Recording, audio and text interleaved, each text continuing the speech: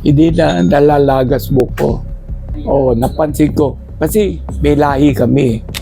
Mga uncle ko, pinsan ko, talaga na hanggang complete na wala. Ayoko nga eh. Kaya naghahanap ako ng produkto eh.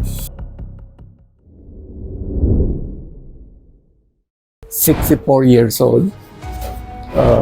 Inspector dito, taga-Sita, nagtindahan. Ang negosyo ko, auto supply. Hindi, yun, pumuputi at saka nalalagas. Kasi may lahi kami, mother side, na nilalagas sa buhok. I think, ginamit ko itong Redil sometime last year eh. Di ko na maalala eh. Basta nafe-feel ko, nalalagas buhok ko. Tsaka pumuputi. Hindi. Kasi inaamin ko na may lahi kami pakalbo. Tsaka pag tanda ko, puputi ang buhok ko. Ba't pa ako magkoconsult?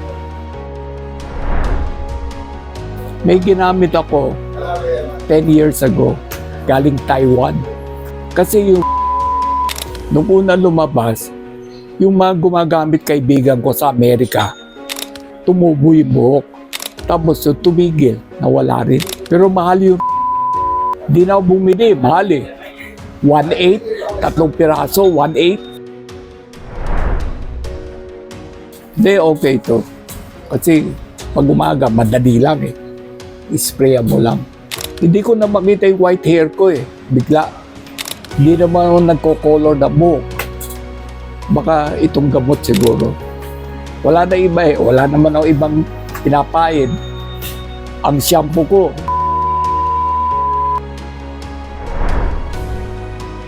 maganda. Satisfied naman. Oo. Kasi nakikita ng ibang tao. So, yan ako. Oo, pinupuna ako. Ba't wala rin akong puting buhok? Bakit may buhok ba ako? Sabi ko, hindi ako nagpapakulay ng buhok. Natural yan. Walang naniniwala. Lumalapit lang, ginagano ito. Totoo ba yan?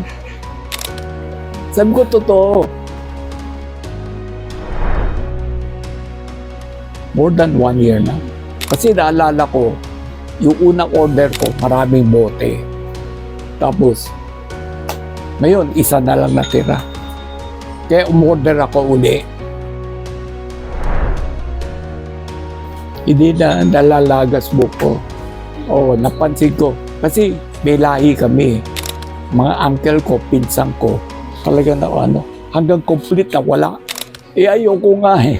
Kaya naghahanap ako ng produkto eh.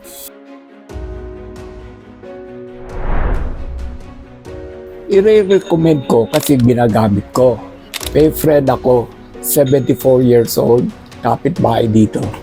Sinabi ko, pupunta Rodil. Sabi niya, sige, bibili rin daw siya. Hindi naman. Ang sinasabi ko, mahal, yung subukan nila. Kasi hindi naman chemical eh, luya ito. Hindi magsasara. Kasi merong pabibili.